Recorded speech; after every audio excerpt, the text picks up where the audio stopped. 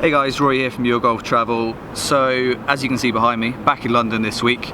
No more filming on the golf course as me for a couple of weeks. I'm sure I'll get over it because I'm going to France pretty soon. So last week, as I'm sure lots of you know, it was the Irish Open on the European Tour. So before we get stuck into talking about the Irish Open, which is now one of my favourite events, it's got a very interesting recent history. We'll talk more about that in a bit. I want to know, obviously we're heading into now in the middle of a trifecta of links golf that we get to see on TV, which has been quite a recent thing, where we've got the Irish Open, followed by the Scottish Open, followed by, of course, the Open Championship. Now, of course, there's a relative scarcity of links golf on TV these days. So before we get going, first question, post comments down below on would you like to see more links golf on TV? I personally believe that the scarcity of links golf on TV is kind of what makes it special. So I'm stuck between wanting to say, yeah, I'd love to see more links golf, and then maybe thinking if it was links golf just as much as Parkland, it wouldn't have that edge to it which makes these events so interesting. But having said that, maybe I'd like to see a Ryder Cup return to a links course. It used to happen quite a lot back in the day when USA faced off against GB in Ireland or just Great Britain way back in the day. I don't think it's been on a links course since 1977. So yeah, thoughts on more links golf on TV, let me know. Right, back to Ballybunion Golf Club and the European Tour and the Irish Open, but before we get stuck into that, I'm going inside because it's pretty damn hot up here on the roof. Right, firstly congratulations to Russell Knox, who holed a couple of absolute bombs, on the 72nd hole to sneak the playoff, and then in the playoff itself to get the win. Pretty impressive stuff, Russell, well done. So I was kind of sitting there at the weekend watching some of the action at Ballybunion and kind of fantasising about how good that golf course looked. I've actually been lucky enough to play a few holes there. Unfortunately I was on a flyby tour of the region with a couple of colleagues a few years back, must be about 5 years ago now, maybe more, and we didn't have time for 18 holes at any specific venue, so I think I played 9 on the Glashidi links at Ballybunion, and despite the sideways rain that was hammering us at the time, that's one of the more frustrating walk-offs I've ever had on a golf course. As I said, I would have stayed out in the hammering rain to play 18 there because the course was absolutely stunning, but duty called and I had to shoot off to another venue. So as I said, I was kind of sitting on the couch at the weekend watching the golf at the Irish Open, just fantasising about how good Ballybunion was to play, and definitely going back there one day to finish on 18. But I was kind of thinking to myself, how many Irish Open golf courses have I played? Obviously, as lots of you guys who watch these videos will know, I'm very lucky to get to travel around a lot. My total number of golf courses is a little bit naughty these days, but I was thinking more along the lines of how many Irish Open golf courses have I played, and I think I got up to about 9 or 10, which isn't a huge amount, decent list, but what I noticed the most off that list was the top 5, or my top 5, is pretty damn impressive, so let's get stuck into them.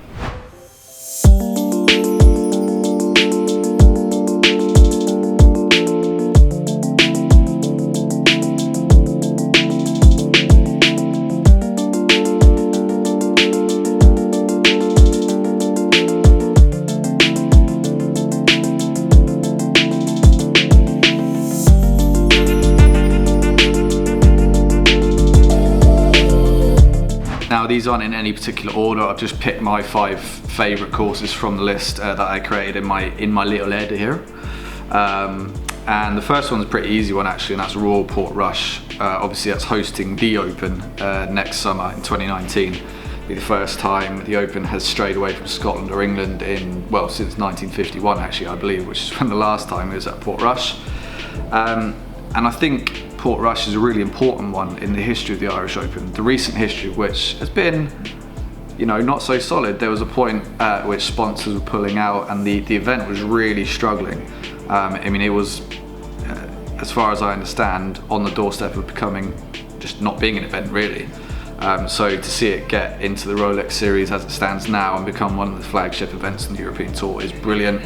And in my mind, as I said, Royal Portrush in 2012, I believe it was 2012 when Jamie Donaldson won, let me just check that, was a really important year in the Irish Open from my memory, because it was the first time the event had been back to Northern Ireland in a long time, and if I remember correctly, I think I'm right in saying that It was the first time in European Tour history that an event sold out on every single day of the tournament, which is amazing. And as I said, it was that, in my mind, that's when the Irish Open really came back into its own, and it was kind of well on its way to becoming the event it is today, and all thanks to Portrush and that incredible week in Northern Ireland. You could also argue the RNA were maybe using that as a bit of a test case to award the Open back to Royal Portrush. So that's the first course on my list. Been lucky enough to play Royal Portrush a few times. Really looking forward to seeing the Open Championship there next summer. I think that's going to be a pretty epic event. Next on the list, I'm going to go with one of the courses we recently played, so you will have seen a bit of it on one of my videos, and there are course vlogs to come. One of the courses from our recent YGT Ireland tour with Mark Crossfield, Coach Lockey and Dan. It's one of my favourite courses. It's one of Mark's favourite courses in the world. Druids Glen.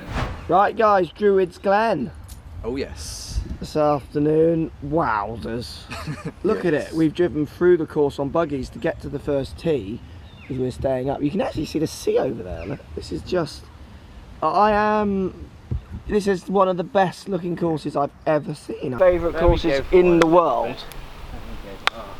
Because I've played some great courses along with you, Matt and Ray, and now you, Dan Moore, as well. I mean, but this one has always stayed in my heart, Matthew. It's beautiful. But it's always stayed with me as a memorable, like when people say, what's your favourite courses? It's Sawgrass, St Melian, Trump Aberdeen, Trump Turnberry, and this one are often the ones that just flow out of my voice.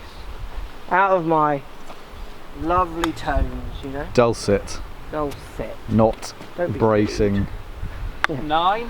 9. I've got a 9. Bracing, sharp, stabbing tones. It's bracing, sharp, repeatable tones.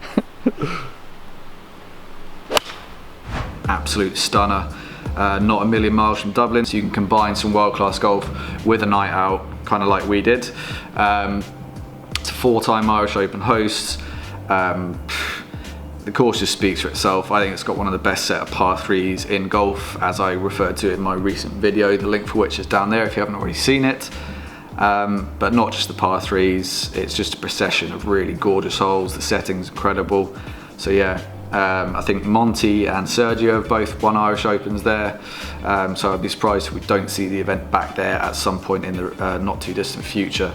But yeah, Druids Glen had to be on the list. Across the other coast, the west coast of Ireland, for my next entry on the list, and I'm absolutely amazed that this course has not held the Irish Open more than once. Ballybunion. You'll have all heard of Ballybunion. It's one of the most famous golf courses in Ireland, if not the world. Proper top rank links course, absolutely stunning. Having said that, I actually played the course on a links tour with my old man. Me and my dad went down to the southwest of Ireland, actually chose that over a trip to Augusta at the time, because we were kind of thinking, right, as it stands, you're not too old to be playing golf, you're never too old to be walking around Augusta, but at some point in the future, this sort of southwest Ireland dream tour that we've been planning for years and years was not going to be a possibility, so that's why we chose that. On that tour we also played Doonbeg, Tralee, Lahinch, which will host the Irish Open in 2019. But Ballybunion was the one that my dad has always really wanted to take me to play since I was a little kid and started playing golf. So that was an absolute must. And yeah, from like the 7th, 8th hole onwards, it's just mind-blowingly good. So yeah, I'm very surprised, as I said, that it hasn't hosted the Irish Open on more occasions. Don't have any footage from down there because we've yet to film there, but watch this space. Me and the boys have got another Tourism Ireland trip scheduled for later in the year.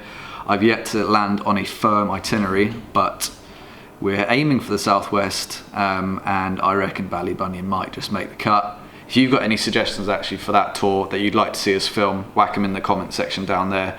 Love to hear from you guys and your ideas on that. Back up to Northern Ireland for number 4 on the list. So just about 10-15 minutes down the road from Royal Portrush, and this is kind of what makes that area of Northern Ireland such a perfect location for a golf tour if you like links golf. There's a course called Castle Rock, which, yeah, 10-15 minutes down the road from Portrush, and again, similar distance away is Portstewart, which hosted the Irish Open last year. I've said it to people before that I think that course has got the best opening 9 holes I've ever played. The opening tee shot is just ridiculously stunning and great fun. Portstewart me up, Rory. Zoom me, Portstewart me.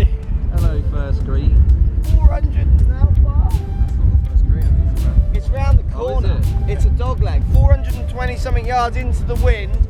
This is going to be a real links challenge today. I mean, you can feel hopefully through the camera how windy this is. Well, Rory's just shot 9 over par just down the road. We played 6 holes. In this the other Rory, right? The other Rory. Yeah, absolutely. Because the Irish Open, is on. Sorry, the fake Rory. That was my fault. Rory Mondo's 2, yeah. Mondo 2. No shot for Rory. Look at the backdrop here. Arguably one of the best first tee views you'll get on a golf course on this planet. Go on then, Steve. Out to the right. Wind into off the right. This is a monster.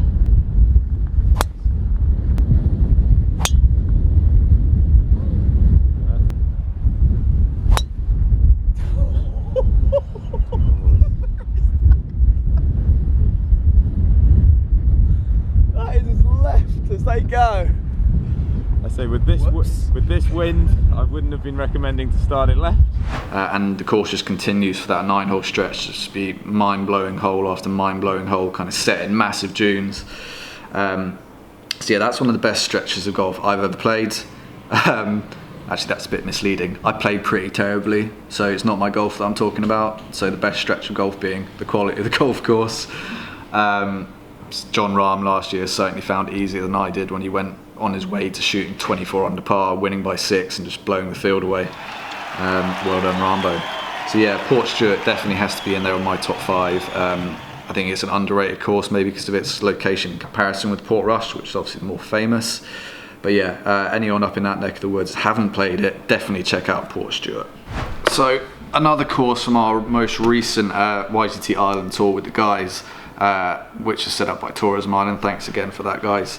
Was the K Club. Obviously this venue is more readily associated with the Ryder Cup, and that's understandable. The 2006 Ryder Cup there was emotional because of the backstory with Darren Clarke and his heroic performance, to be fair, but also the margin of victory between Europe and the USA was pretty big, so it was quite a historic Ryder Cup there, so I can understand why some people might associate the K Club more with that. But it has hosted the Irish Open as well in recent years, and I think it produced one of the most memorable and exciting finishes I can remember on the European Tour for a long, long time. As you make your way around the course, eventually you'll stumble across a couple of plaques, one of which is, well, they're both actually dedicated to Rory McIlroy and 2 shots he hit on his way to victory. One was a 3-wood from some like 270 something yards into a tiny little green protected by water in front, trees on the left, water right. To have the stones to attempt that shot, let alone pull it off, is pretty impressive. So as well as the Ryder Cup memories, which lots of golf fans will have of this golf course, we've also got other tour events that have been played here in more recent years. So we've got the Irish Open from a couple of years back, where Rory McIlroy, if you guys remember, hit that diamond 3-wood into this very hole behind me, which there's a plaque over in the fairway, about 273 yards out, playing into this green with a 3-wood.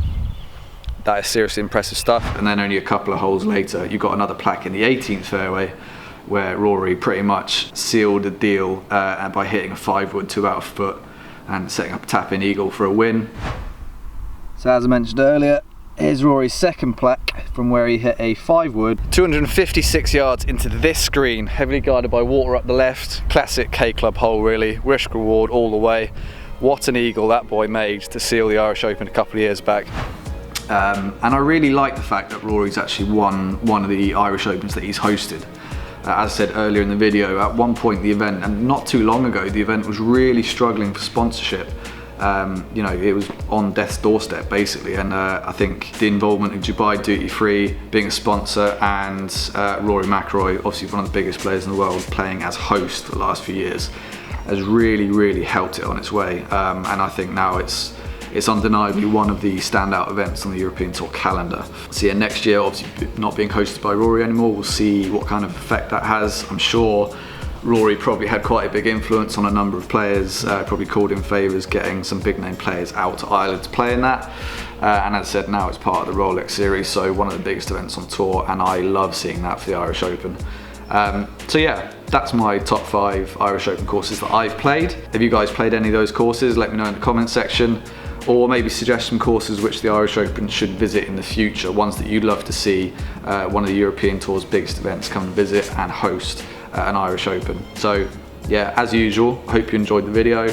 subscribe to the channel if you haven't already, like the video please, pretty please, and I will see you guys soon.